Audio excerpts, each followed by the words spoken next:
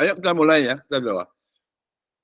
Tuhan, Kau guru kami, Kau sendiri yang mengajar kami. Terima kasih Bapak, dalam namamu kami berdoa. Amin. Ini ya, lebih dari pemenang. Tadi nurusin aja ayatnya. Yang tadi itu. Dari habis Roma 8:28, ini sekarang 29-nya. Jadi roh, kalau kita terima hati Tuhan,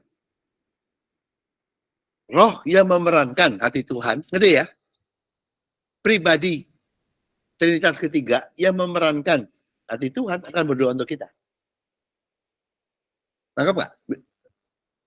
Sari itu pribadi, tapi Sari juga bisa memerankan orang Bali. Atau orang Jawa juga bisa kali.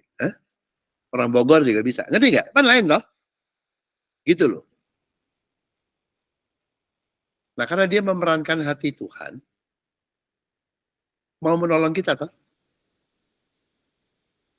Dia berdoa. Pribadinya berdoa. Nah, bisa nangkap nggak? Peran dan pribadi. Santi itu tuh pribadi. Namanya SANTI. Oke? Tapi kalau dia jadi aktivis UI itu peran. Dia juga bisa kalau dia mau jadi aktivis ITB gitu juga bisa kali. Ngerti nggak, San? Jadi itu peran gitu loh. Makanya lu nggak, waktu lu menerima itu hati-hati, itu peran, itu jadi kayak namanya Roh Kudus, Roh kebenaran, Roh Kristus, Roh Allah, itu peran semua ya, jabatan. Namanya bukan loh Yehova, Yehova Nisi apa semua, itu bukan loh. Ngerti nggak? Kristus itu bukan, ya, anak Allah, anak Bapa, anak Tuhan, anak manusia, Mesias, Kristus, iya toh, penasehat, ajaib, itu jabatan ya. Namanya nggak ada loh. Saya kasih tahu ya, Tuhan ada sebelum bahasa manusia ada ya. Tuhan ada sebelum ada alfabet manusia.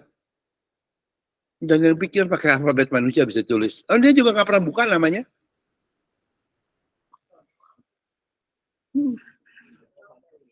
Kenapa? Karena dalam Tuhan itu nggak sombong. Dan Tuhan tuh nggak ada. Jadi di sini ada yang namanya Erik. Saya yakin waktu Erik lahir dia nggak pilih nama Erik. Ada orang tuanya yang kasih. Bener nggak? Tuhan siapa yang kasih? Nggak ada penciptanya?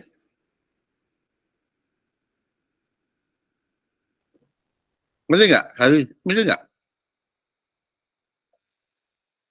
Nama Sari bukan Seri waktu lahir memberi nama diri sendiri Sari. Penciptamu yang beri nama. Tuhan nggak ada penciptanya. Ya.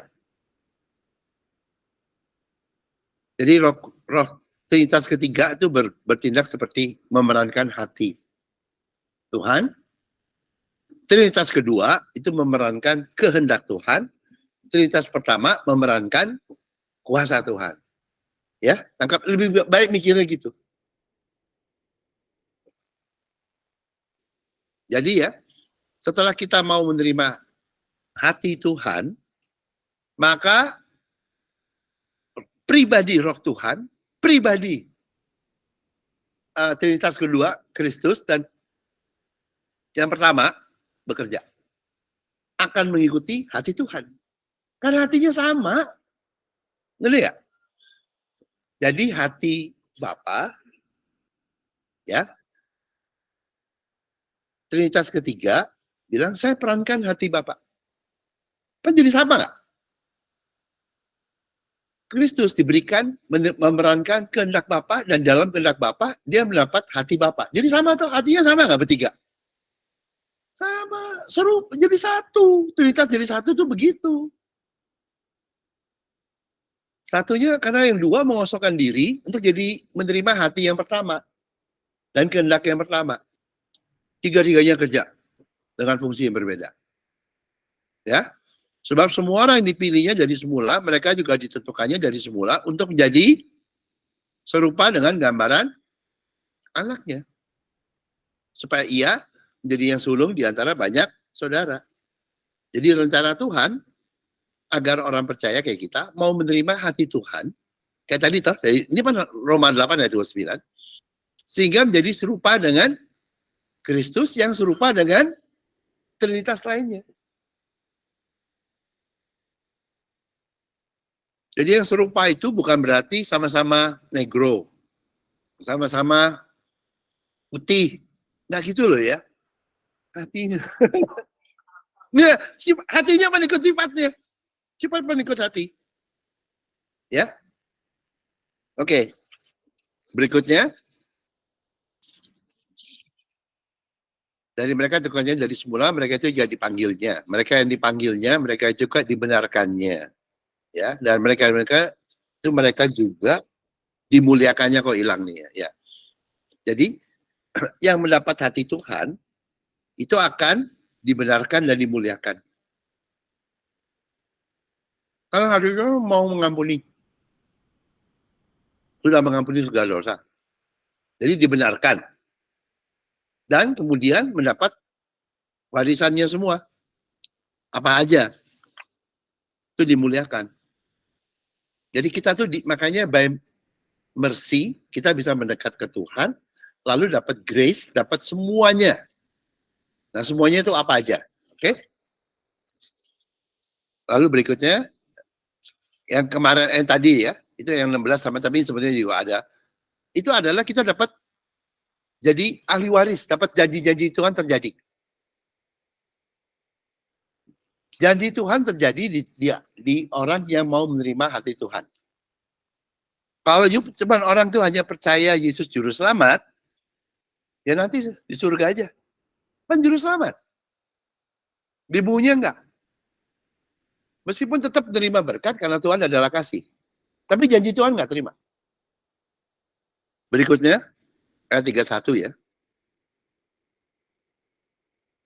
Apakah yang kita katakan semuanya? Jika Allah di pihak kita, siapakah yang akan melawan kita? Tadi kan tiga-tiganya menolong kita, toh? Dimuliakan Tuhan, artinya Tuhan akan membela semua yang mau menerima hati Tuhan, kan dikasih kerjaan surga, toh? Dan dibela, toh? Jadi para musuh, siapa aja musuhnya? Tuhan sendiri yang akan memerangi. Oke, lalu berikutnya.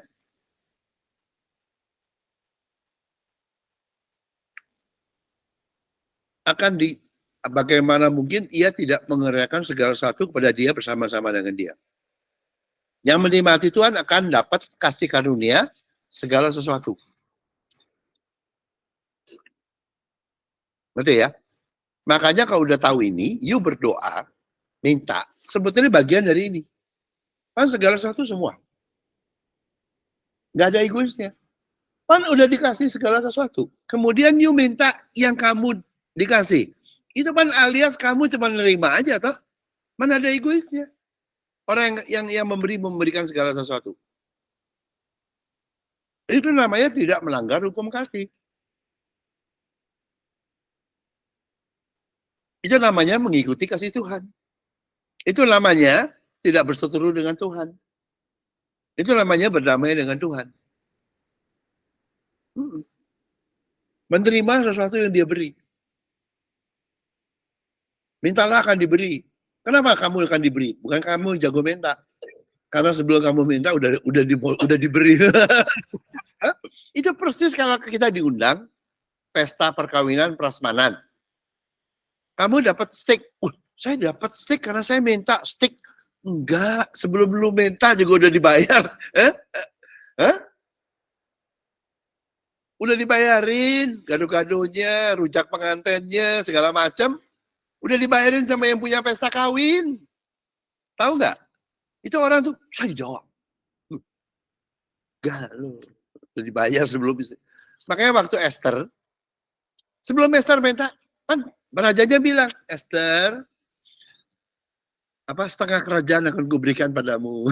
Gitu tuh. Sebelum minta. Minta apa? Esther ingat. Esthernya nggak berani ngomong, besokannya dulu, perjamuan dulu. Esther, setengah kerajaan diberikan padamu, up to. Terus baru ngomong. Karena udah dikasih semua, baru milih. Nah itu doa itu yang bener tuh begitu. Otaknya tuh udah diampuni semua, dan udah dikasih semua. Siapa yang mau menggugat, menghukum. Jadi Tuhan akan membenarkan yang mau menerima hati Tuhan. Tidak ada boleh pendeta gereja yang menggugat, menghukum. Dihadapin Tuhan. Karena saya udah ampuni. Lengkap nggak? Siapakah yang akan menggugat orang-orang pilihan Allah yang udah terima? Yang membenarkan mereka. Allah yang membenarkan. Siapakah yang akan menghukum? Tuhan bilang, siapa yang kondem ngajarin? Gua hadapin lu. Ngerti nggak? Maka ujung-ujungnya nabi palsu yang semua itu dibersihin semua. Karena dia membela kita. Kan Tuhan hakim ya. Tuhan yang ini. Tuhan bilang, saya sudah ampuni Ibu Agung. Dan saya sudah lupain. Siapa yang berani ngoceh? Kan begitu toh. Benar ya? Tuh. Nah itu. Akan membenar itu di hadapan para penggugat dan penuduh. Siapa nih penggugat penuduh? Itu kalau itu ahli Taurat, Farisi yang penuh di gereja kayak beginian nih. Ya, Tuhan akan hadapin pada waktunya. Cuma caranya bagaimana? Mana gua tahu. Gitu loh. Ya. Oke, lalu berikutnya. Siapakah kita dari kasih Kristus? Penindasan, kesalahan, pengainan, keterangan, bahaya atau pedang. Nih. Ya, ini suffering nih. Kan bisa toh? Ya, dimuliakan Tuhan itu artinya Tuhan akan memberikan pernyataan kasih Kristus kepada yang mau menerima hati Tuhan. Bukan problemnya dicabut. Nangkep nggak? Cuman jadi enteng atau dia menang. Makanya kalau orang bilang suffer, ya sufferingnya ada, tapi susah kamu menderita. Bukan lu. Kristus nggak pernah gitu loh. Jadi ngerti nggak? Ada kebutuhan uang. Itu nggak dicabut. Cuman kamu tahu-tahu diberkatin sehingga kamu bisa lewat dan bisa shopping di mall. Nangkep nggak? Nangkep nggak? Jadi di Tuhan tuh dia tidak cabut loh masalahmu. Kamu orang berdosa, kita berdosa, nggak dicabut. Cuman dibersihin, diampuni. Nangkep nggak? Bukan dosanya dihilangin loh. Dihilangin dengan cara diampuni. Dia hilangin dengan cara ciptaan baru, tapi nggak dicabut. Ngerti nggak? Kamu punya adik yang kurang menyenangkan hatimu, nggak dicabut tuh adiknya.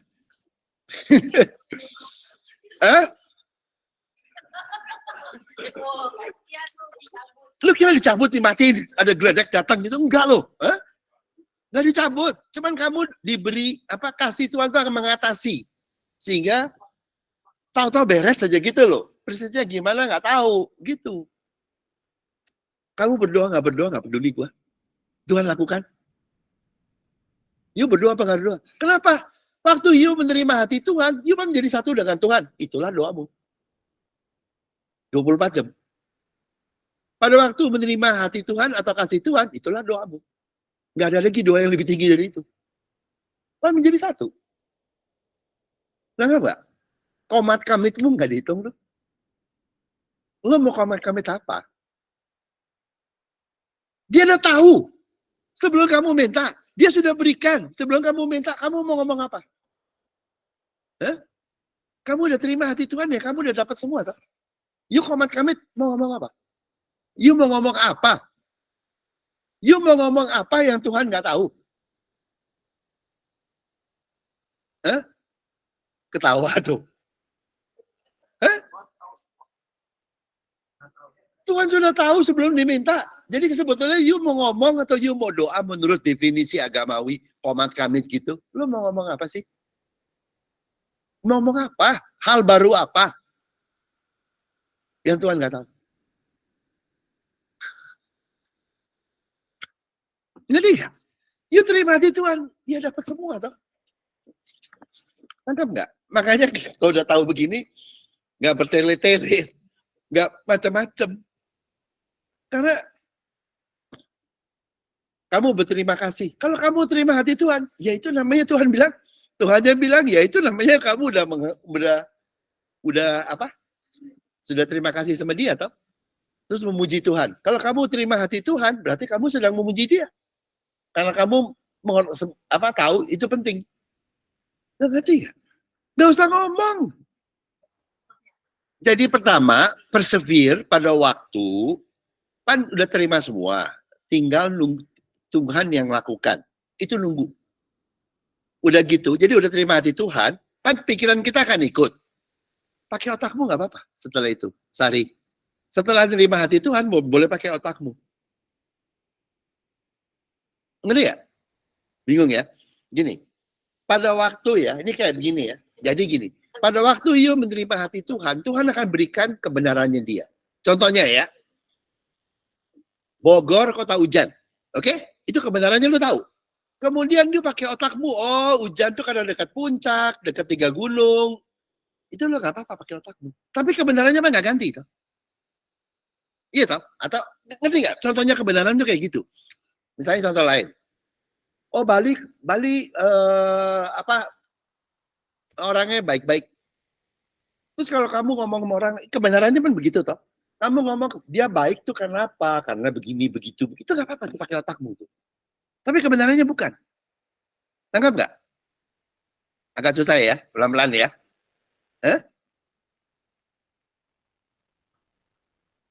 Iya, jadi kamu tuh tahu kebenaran itu nggak apa-apa. Jadi gitu. Jadi habis itu you tetap hidup normal. You mendapatkan hati Tuhan, habis itu you hidup normal. You mau pakai Grab, mau pakai Uber, mau pakai apa itu, ya pakai aja, pakai itu nggak apa-apa. Tapi nggak dibalik. Jadi Tuhannya di atas toh. Kamu menerima hati Tuhan, kehendak Tuhan semua di sini. Terus kamu pakai pengetahuan baik dan jahat pun nggak apa-apa. Makanya Tuhan bilang, manusia itu sudah mempunyai pengetahuan baik dan jahat seperti kita. Tapi Tuhan tidak mentuhankan pengetahuan baik dan jahatnya. Lain loh. Bisa kamu pakai aja, hidup normal aja. Terus kamu udah salah. Kayak Pak Yonas takut salah. Gak apa-apa Pak, kalau udah di kerajaan surga, di kelemahannya, karena kita semua ada salah, dilindungi. Ditahan. Kelemahanmu ditahan. Dosamu kalau ada lagi, diampuni. Gak apa-apa. Pengetahuan baik dan jahatmu yang kurang, karena siapa sih yang pintar? Gak apa-apa. Kan ditutup semua. Ya ngerti gak? Makanya waktu di Yesaya 29, rancanganku adalah rancangan kebenaran, damai sejahtera, seterusnya, sukacita, itu kan tanya Israelnya tanya mesti gimana? Dia bilang, oh jangan, yang penting jangan bilang tenang saja, kamu akan balik. Habis itu gimana? Hidup normal. Itu saya punya kata, hidup normal. Artinya apa? Kawin, punya anak, bangun rumah. Nanti ya, pacaran, gitu. Iya, lu baca Yeremia 29. Nanti enggak? Jadi setelah terima hati Tuhan, hidup normal. Use your brain, use apa, dan ada salah, it's okay. Kan kamu ditopang kerajaan surga. Ada kelemahan, it's okay, ditolak. Ada salah, diampuni. Ngerti enggak? Tapi kan ininya di atas, hidup normal, pakai otaknya di bawah gitu. Dan otakmu ya pas-pasan, ada salah, nggak apa-apa, nggak ada urusan. Nggak Pak? Jadi habis itu juga, jangan jadi mong, nggak berani kerja, nggak berani apa, takut salah. Maka tahu lu pasti salah, tapi so what? Kan di kerajaan surga. Ngerti nggak? Nih ya, kerajaan surga. You berjalan di atas kerajaan surga. Kalau ini sekarang nih, you berjalan di atas lantai 46 yang dibangun sama Pak Daniel. Bener nggak? Kalau nggak ada lantai ini, kamu ambles ke bawah loh. Bener nggak? You berjalan di atas kerajaan surga. Ini kerajaan surga, kamu jalan di sini. Ini kerajaan surga ini di mana? Menopang kamu toh, supaya nggak jatuh toh. Ini kelemahanmu toh. Kalau kelemahanmu, kalau nggak ada yang nopang, turun ke bawah tuh. Bener nggak? Di kerajaan surga mana ditopang? You kesempoyongan, kepleset, ya geling-geling di sini nggak apa-apa toh. Nggak bisa jatuh di bawah ini, gitu, ditahan. Kalau di Wahyu, ini seperti permata, emas. Yang nopang kamu tuh kalau makanya dia tahu gak? Saya kasih tahu. Kenapa di Wahyu dibilangin trotoarnya di kerajaan surga tuh di surga tuh emas. Kita tahu trotoar itu apa? Tempat kamu jalan ditopang sama barang mahal. Yang menopangmu tuh kaya banget. Bener nggak? Tanah itu yang kamu jalan itu kan yang menopangmu toh. Milik Tuhan toh. Kamu ditopang. Toh. Makanya nggak enteng, hidup tuh enteng. Ya. Nah ini ada penindasan, kesesakan. Tuhan juga nopang dan Tuhan lindungin. Jadi di kerajaan surga ingat nggak? Hidupnya kayak taman, ada pagar. Ada yang lindungin, terus ada yang nopang toh. Ada tanahnya toh. Bener nggak? Betul ya? Yang nggak ditopang adalah orang agamawi. Masuk laut, asin. Tahu di laut. Pernah jalan di laut? Bisa nggak? Nggak bisa toh? Buluk masuk gitu toh? Pernah jalan di tanah? Bisa toh? Loh, ngerti nggak bedanya apa?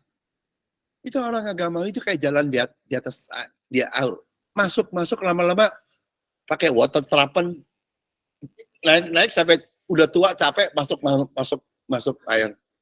Hidupnya kayak gitu. Tahu nggak? Kalau kita di kerajaan surga di tanah perjanjian, di tanah, itu bedanya tuh. Yuk ngerti nggak? Yuk jalan, dia punya hati Tuhan. Karena itu kan you udah tahu bahwa you sudah diampuni semuanya. Dan karena sudah diampuni, layak untuk di kerajaan Tuhan, di tanah kekayaan Tuhan, di jalan di sini. Kalau orang Gamawi, jalannya di sini, dia bisa selamat loh, masuk ke layar, mampus, terus masuk surga juga. Bener. Anggap nggak? Ibaratnya kayak di situ, di tanah. Ibaratnya kayak apa? Jalan di atas perahu, di atas bahtera. Loh, you jalan di atas kapal gede, tenggelam nggak? Ngerti nggak? Itu, ngerti maksud saya? Itu kayak itu. You jalan di situ. Jadi ada masalah segala, you suffer, ya okay. Tapi ada yang nahan. Terus beban you untuk anak, untuk yang you kasihi. Ditahan semua di situ loh. Kalau mengasihi loh. Kalau you nggak mengasihi, ngapain sih lu mikirin? Hah? Enggak, you kalau mau nolongin orang lain, you mesti sayang dulu loh. Kalau enggak, nolong siapa? Orang enggak, apa? Lu benci, tapi lu mau doain gitu. Lu coba mengasihi dulu dong. Pakai hati Tuhan. Iya, lah kamu nggak maksud saya. Tapi kalau kamu mengasihi orang itu, orang itu diberkati loh. Karena berkat Tuhan itu melimpah ke orang itu. Tapi kamu mesti mengasihi. Hendaklah kalian saling mengasihi. Nangkap nggak? Itu kondisinya murid loh. Kondisinya tuh you mesti sayang. Kalau enggak, you nggak ada kegerakan di hatimu, belum. Ya, tangkap ya. Bisa nggak? Segala macam kayak tadi ini. Kamu dimuliakan, tuh kamu ditahan. Ditolong. Dilindungin sama ditolong. Kalau penindasan kayak itu Tuhan yang lindungin, lawan. Kelaparan, ketelanjangan, apa segala, Tuhan yang tanggung. Ya. Oke, berikutnya. Ini nih yang kemarin dulu Pak Obed tuh, ingat ya. Ayat 8, ayat 36. Seperti ada tulis, oleh karena engkau kami ada dalam bahaya maut sepanjang hari, kami telah dianggap sebagai domba-domba sembelihan. Itu Mazmur 44 ayat 22. Oleh karena engkau kami dalam bahaya maut, kami dianggap itu. Sama, dikutip. Roma 8, 36 mengutip Mazmur 44 ayat 22. Oke. Lalu berikutnya, nih, di Mazmur, tulisannya begini, seandainya kami melupakan nama Allah kami dan menedahkan tangan kami kepada Allah lain, masakan Allah tidak akan menyidiknya karena ia mengetahui rahasia hati. Jadi Mazmur lu nggak berani nakal karena tahu nggak bisa nakal. Tuhan tahu, nggak bisa cheating, nggak bisa bohong karena tahu. Tuhan tahu hatinya Lelo, nggak bisa bohong, gitu loh. Oleh karena engkau, kami ada dalam bahaya maut sepanjang hari. Kami dianggap, jadi dia, kita nggak bohong. Kita mau taat. Kalau nggak taat juga Tuhan tahu. Jadi kita mau taat. Karena taat, kita akan jadi domba seperti yang mau disate. Itu Mazmur punya hati. Ini perjanjian lama ya. Kita perjanjian baru ya. Gitu ya. Jadi wujud dari kesetiaan manusia kepada Tuhan ada dengan cara rela menjadi domba sembelihan. Di gereja kan banyak yang mau jadi domba disembelih toh. Ya. Jangan di sini ya. Oke, lalu berikutnya di Roma 8 sama seperti ada tertulis oleh karena engkau kami adalah sembelihan. Tapi ayat 3 jadinya tetapi dalam semua ini kita lebih daripada orang-orang yang menang oleh Dia yang telah mengasihi kita. Anggap enggak? Yang ngikutin Mazmur, penulisnya Mazmur itu seperti pemenang, selamat kok. Kita lebih dari mereka. Itu maksudnya. Jadi di perjanjian lama, orang-orang taat tadi, itu sebetulnya kan baik-baik toh.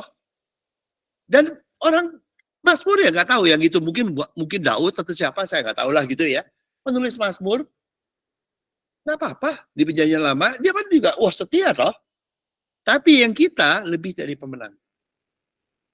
Kita lebih, tetapi pikiran Tuhan, no, in all these things we are more than conquerors through Him. Karena kita tidak disembelih. Dilindungin semua. Diberi kekuatan. Bedanya itu. Tetap menang loh. Kalau mereka menang melalui penderitaan. Kita menang karena ditolong Tuhan. Lain loh. Itu lebih dari pemenang tuh maksudnya. Supaya nggak disembelih tuh. Orang setia disembelih juga menang sih. Cuma lebih baik nggak disembelih menang ya. Lengkap ya? Lu mesti ngerti ini. Lucu lah ayat. Perjanjian baru. Ada Kristusnya. Emang gembalanya mau aja dombanya disembelih? Nggak mau. Oke, lalu berikutnya. Tuh, sebab, ya. Oleh Dia yang mengasihi kita. We are more than conquerors through Him who love us. Ya, menjadi lebih dari pemenang. Perjanjian lama itu penulis Mazmur, itu juga pemenang, memang kalah sama kita. Ya, jadi jangan takut disembelih ya. Atau, oh saya nggak apa-apa, setia disembelih gitu. Lah, nggak. Kristus yang nanggung bebanmu, yang melindungimu. Ya, oke? Itu more than conquerors itu artinya itu. Oke, lalu berikutnya. Aku yakin bahwa baik maut, hidup, baik maut, perintah baik yang ada sekarang maupun yang akan datang, atau kuasa-kuasa baik yang di atas, bawah, segala macam, ya tidak akan dapat memisahkan kita dari kasih Allah yang ada di dalam Kristus Yesus. Kita dimuliakan kalau ada hati Tuhan seperti itu. Hati Tuhan tuh sayang selama-lamanya, udah. Itu aja. You mau doa nggak doa juga tetap begini kok. You mau popo gitu. Karena nggak ada guna, nggak ada tergantung itu. Yang penting hatimu benar, hidupnya apa. You mau bab kita terserah lah. Hah? Ya. Lalu berikutnya. Ya. Yang tidak akan dapat kita dari kasih Allah yang ada dalam gitu. Kasih Allah, hati Allah.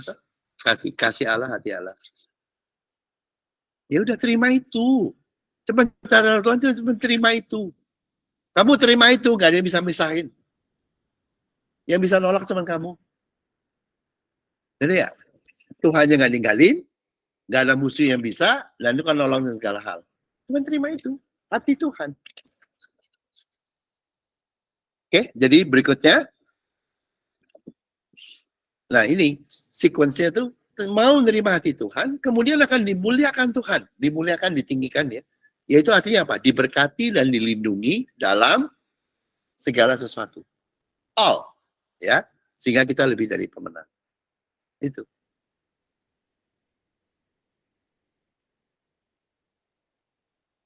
Diberkati dan dilindungi. Kalau yang di perjanjian lama, kena sembelih bener loh. Sembelih bener. Kalau kita enggak. Itu kerja juga. Yang kayak paradise itu pagernya sama Tuhannya melindungi dia yang perang. Ya. Begitu. Lalu berikutnya. Jadi ini hati Tuhan ya. Kamu sudah diampuni segala dosamu. Sehingga tidak perlu atau tidak merasa tertuduh lagi. Oke? Tuhan memberikan berkat kerajaan surga, all grace ya, nggak perlu takut kelemahan kita lagi. Dan kita dilindungi di situ, ada pagernya. Jadi kelemahanmu, yang tadi saya bilang tuh, apapun juga kamu dijawab. Dan karena kasihnya kepada semua, Tuhan mengasihi orang lain yang kita kasihi. Tuhan mau menanggung beban kita terhadap orang lain yang kita kasihi. Itu loh, penting. Kalau Pak Yonas sayang orang yang itu anaknya, itu, you mengasihi, you bisa lempar beban itu ke Tuhan. Kalau you nggak mengasihi, nggak bisa. Kalau you mengasihi, beban itu kamu bisa berikan ke Tuhan. Harusnya diberikan ke Tuhan. Supaya nggak enteng. Pokoknya siapapun juga yang kamu kasihi, orang itu kan bikin kurang ini, kurang itu, kurang ini, kurang itu anak Allah atau murid Tuhan yang punya hati Tuhan, itu bisa menjadi saluran kasih. Dan Tuhan yang pegang beban melalui Pak Yonas, gitu loh. You have the authority to do that. Itu. Only yang punya hati Tuhan. Makanya yang punya hati Tuhan anak Allah. Nah, hati kamu itu cuman di dalam semua ya. Betul, dalam aja. Jadi Pak Yonas kan tadi kan sebetulnya itu kan setengah mati doain orang itu. Kalau tadi ya saya dengerin ya. Orang itu yang 6 bulan koma. Tapi Pak Yonas lebih care sama temannya orang tua itu yang mungkin teman you yang lebih kenal. Jadi you ada beban gitu ya kepada orang itu. Cuman kalau di gereja kan beban. Di Tuhan tuh, marilah engkau yang letih lesu dan berbeban berat, aku akan memberikan kelegaan padamu. Nah Pak Yonas kan punya kasih gitu toh kepada teman you yang lagi musibah. Ya toh? Dan kalau normalnya karena you mengasihi, bebannya ke you. Itu jangan. You mengasihi, you pakai hukum tadi. Jadi bebannya kasih ke Tuhan karena biar begini gitu loh. Jadi itu di hati. Jadi Pak Yonas, sebetulnya kalau saya jadi Pak Yonas, saya datang ke Tuhan membawa beban teman Pak Yonas yang anaknya itu untuk Tuhan tolong. Gitu aja. You bukan gini ya, menanggung beban orang lain. Pertama you nggak kuat. You nggak kuat. Dan itu Tuhan bilang itu loh, aku akan memberikan kelegaan. Karena kan gini, kan ya, hendaklah supaya kalian saling mengasihi seperti aku telah mengasihi engkau. Kristus telah mengasihi kita. Pakai apa? Kasih Bapa. Pakai apa? Kuasa Bapa. Pakai apa? Kehendak Bapa. Dengar nggak? Nggak pakai, dia mengosongkan dirinya toh. Kita juga sama. Hendaklah kamu saling mengasihi. Pakai apa? Kasih Kristus. Pakai apa? Kehendak Kristus. Pakai apa? Kuasa Kristus. Dan Kristus lempar lagi ke Bapaknya. Nangkap nggak? Ya ngerti ya? Jadi kalau Pak Yonas tadi begitu, sekarang saya ngerti. You ada hati ke teman orang tuanya. Itu ya bisa datang ke Tuhan. Tapi jangan dipegang di Bapak. Bapak cuman kasih ke Tuhan, Bapak itu hanya terima loh. Ya, itu begitu. Caranya begitu. Pakai love semua kok dia. Pakai hati. You bisa berkati dia. Yang lain mungkin nggak bisa Pak. Tapi you bisa. Karena you udah tahu hati Tuhan. You mengasihi dia, orang itu diberkati. Persisnya apa saya nggak tahu. Because you love him. You ada care. Makanya tuh waktu Petrus ya, sama Yohanes, emas dan perak, dia kan ada care-nya ke yang orang yang yang minta-minta, yang lumpuh atau apa gitu ya. Ya, emas dan perak tidak ada, I don't have, tidak punya, tapi yang aku punya apa? Kasih Tuhan, hati Tuhan. Ku berikan padamu. Ngerti nggak? Gitu loh. Demi nama Yesus Nazaret. Kita tahu. Jadi pakai nama Tuhan. Nah, jadi bebannya di Tuhan. Dia cuma pakai hati. Jadi bukan kuasa menyembuhkan, tapi hati Tuhan. Hati Tuhan. Dia pakai kasih Tuhan yang dia miliki. Ku berikan padamu. Gitu. Dan dia bisa berkata. Itu. Jadi, you kalau you udah punya hati ya, ini apalagi orang itu meninggalkan gereja gimana, you yang bisa nolong you. Cuma pakai hati aja, gak usah macam-macam. Itu kalau di Bible ya, orang yang lumpuh itu di sinagog, di depan bait Allah, karena dia sebetulnya dia lumpuh, mestinya kan di bait Allah diberkati dan ditolong. Tapi dia lumpuh berarti kan gagal loh bait Allahnya. Ya toh, yang berhasil siapa? Murid Tuhan. Murid Tuhan. Yang menolong dia tuh. You can. Tapi cuman pakai hati aja gitu. Pokoknya yang murid Tuhan atau anak Tuhan, siapapun yang dia kasihi, sincerely dia kasihi, orang itu akan diberkati oleh Tuhan. Itu powernya. Dia bisa menggerakkan Tuhan. Karena hati Tuhan ada di dia. Hati Tuhan kan perlu kasih. Jadi hati Tuhan di dia membuat dia mengasihi orang ini. Dan itu powernya. Mesti sincere. Dari hati Tuhan. Hebat ya? Enggak, Mbak? Kalau you belum nggak ngasih, ya itu bukan hati Tuhan. Berarti you pakai pikiran you sendiri segala. Karena hati Tuhan adalah kasih. Jadi hati Tuhan adalah satu, dia karena ada kasih, diampuni semua dosamu sehingga kau dilayakkan untuk menerima segala sesuatu dari dia. Dan dia mau kita mengasihi orang lain, kita menjadi saluran kasihnya ke orang lain. Itu. You using the number 3. Itu murid Tuhan. 1, 2 apply. Ya. Menerima mercy and grace. Jadi pengampunan atas segala dosa dan berkat segala sesuatu. Yang number 3, kamu murid. Melalui hati Tuhan, di dalammu yang mengasihi orang lain, Tuhan bekerja.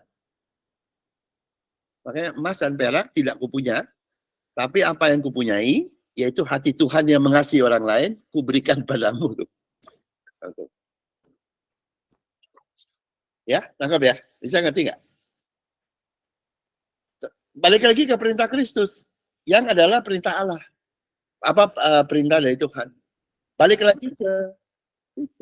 lagi ke mempelai dan murid. Ya. Jadi mercy, and then grace, and then love to others through you. You murid Tuhan, you anak Tuhan. You can bless anybody. Ya. Anybody. Termasuk suami atau istrimu yang lebih aneh. Oh, serious. One is enough. Gak usah dua-dua. Abraham, waktu dibilangin punya anak, dia percaya. Istrinya Sarah ketawa-tawain. Tapi satu percaya toh. Punya hati Tuhan. Jadi itu Ishak. Setelah itu Ishaknya happy. Ketawa. Mamanya yang tadinya nggak percaya jadi ketawa tuh. Dan masih percaya karena melahirkan. Right? One aja enough. Saat murid Tuhan ya. One enough. Nggak usah. One is enough. You do not depend on your wife does not depend on you. But it will be both. One is enough, saya bilangin. Doesn't take two to take. It just take you and God. Slide berikutnya, Esther ya, tuh. Kan karena belas kasih, dia tahu toh. Dia maju tuh melanggar loh. Itu yang saya mau bilangin ya.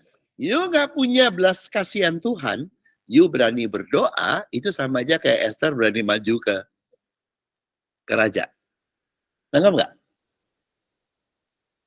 Tapi belas kasihan Tuhan lu ampuni. Begini ya, you orang percaya, kayak you warga negara Indonesia, you boleh masuk ke istana, boleh masuk ke tempatnya presiden, Boleh, semau kamu. Kalau nggak diampunin, mana boleh loh. Tapi Tuhan ampuni, bagi kamu boleh. Tapi sebenarnya melanggar, tapi diampuni. Gitu loh. Ya. Maka kamu diangkat seperti anak gitu. Jadi kayak boleh gitu. Lalu, karena udah masuk ke dalam, ya, udah tahu. Jadi makanya yang pertama kita itu tidak boleh merasa terduduk. Kalau kamu masih merasa terduduk, kamu nggak punya hati Tuhan. Kalau udah tahu kamu diampuni, kamu nggak merasa terduduk, dan kita berani maju atau mendekat Tuhan. Waktu kamu masuk ke depan itu jadi throne of grace. Tempat Tuhan dia penuh berkat. Diberikan berkat kerajaan surga yang untuk kamu dan melimpah kepada siapapun yang kamu sayang. Siapa aja. Ini bagi. Esther cuma pakai hati. Yang kerja Tuhannya semua. Rajanya. Ya. Yuk kita doa. Tuhan, terima kasih ya Tuhan atas segala berkat-Mu. Terima kasih ya Tuhan kehendak-Mu yang begitu indah dan hati-Mu dan kuasa-Mu yang begitu baik. Dalam nama-Mu kami berdoa. Amin.